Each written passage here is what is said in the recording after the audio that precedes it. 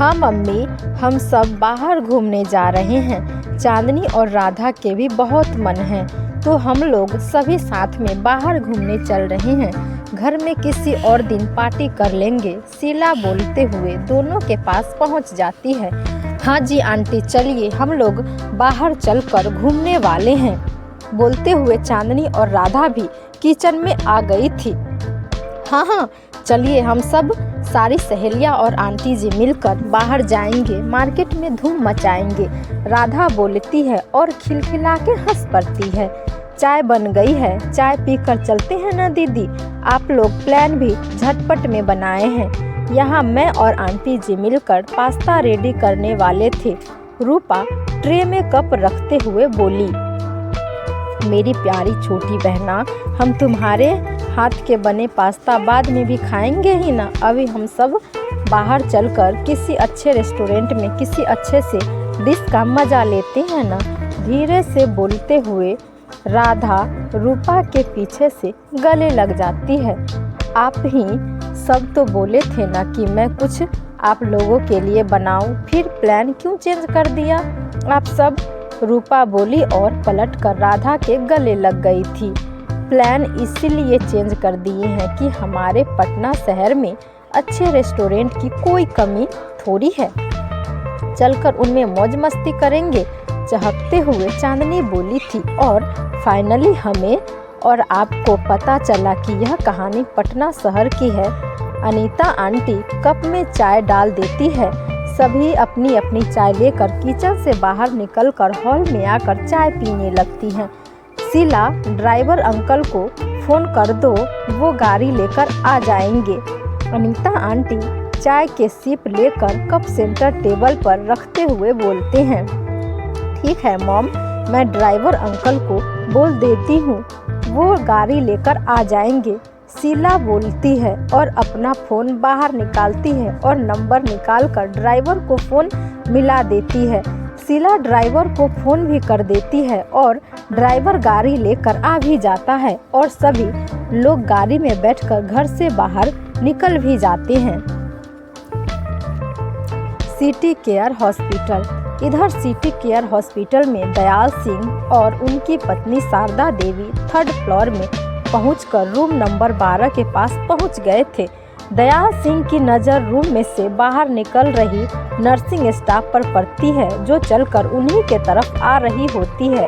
वो जब उनके समीप आ जाती है तब उसे रोककर पूछते हैं, एक्सक्यूज मी मैडम जी, क्या आप बता सकते हैं कि कमल को यहीं रखा गया है? दयाल सिंह धीरे से नॉर्मल अंदाज में बोला था। हाँ जी बोलिए, आप कमल के पेरेंट्स हैं? नर्स दयाल सिंह को देखते हुए बोली थी। हाँ जी मैडम जी, हम कमल के मॉम डैड हैं। दयाल सिंह नर्स के सवालों के जवाब देते हैं। मुझे अपने बेटे से मिलना है, आप प्लीज़ मुझे मेरे बेटे के पास लेकर चलिए, मैं कमल को देखना चाहती हूँ। शारदा देवी नर्स को देखकर बोलती है और रोने लगती है। आप रोना बंद कीजिए और आप लोग वहां जाकर बैठ जाइए। अभी कमल को डॉक्टर शर्मा सर और डॉक्टर सागर सर चेकअप कर रहे हैं। वो जब बाहर आएंगे तब आप उनसे बात कर लीजिएगा। नर्स दयाल सिंह और शारदा देवी को देखकर गैलरी में रखे कुर्सी के तरफ इशारा करते हुए बोली थी। दयाल सिंह समझ गया था कि उससे बहस करने से कोई फायदा नहीं होने वाला है, तो वो शारदा देवी के हाथ पकड़कर गैलरी में रखे कुर्सी के तरफ चल देते हैं। नर्स वहां से चली जाती है। दयाल सिंह और शारदा देवी कुर्सी पर बैठकर डॉक्टर के बाहर निकलने का इंतजार कर रहे हैं। शालीमार रेस्टोरेंट।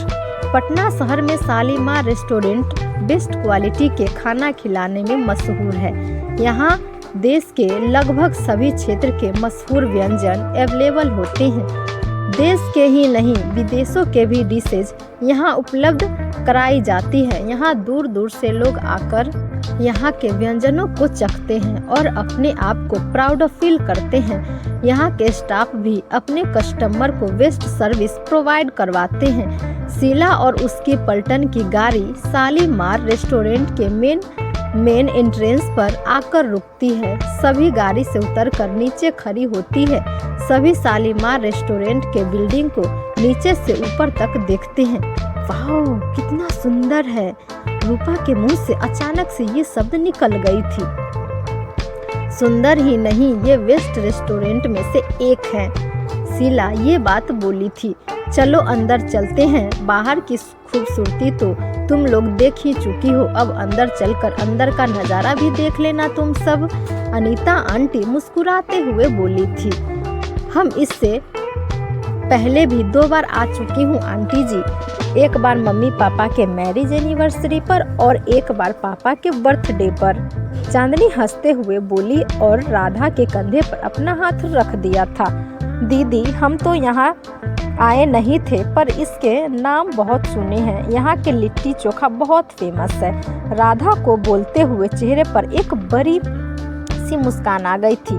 अब यहीं बोल बोलकर बाहर ही मुंह से पानी बहवाओगी या अंदर चलकर कुछ खिलवाओगे भी? अभी तो मेरी पेट में चूहे भी फाइट करनी स्टार्ट करने लगी है। शीला बोली और अंदर की तरफ बढ़ने लगी। हाँ, चलिए दीदी, हम लोग जल्दी से चलकर खा लेते हैं, नहीं तो खाना खत्म हो गया तो हम सब भूखे ही रह जाएंगे। रूपा अपनी मासूम चेहरा लिए शीला से बोली थी।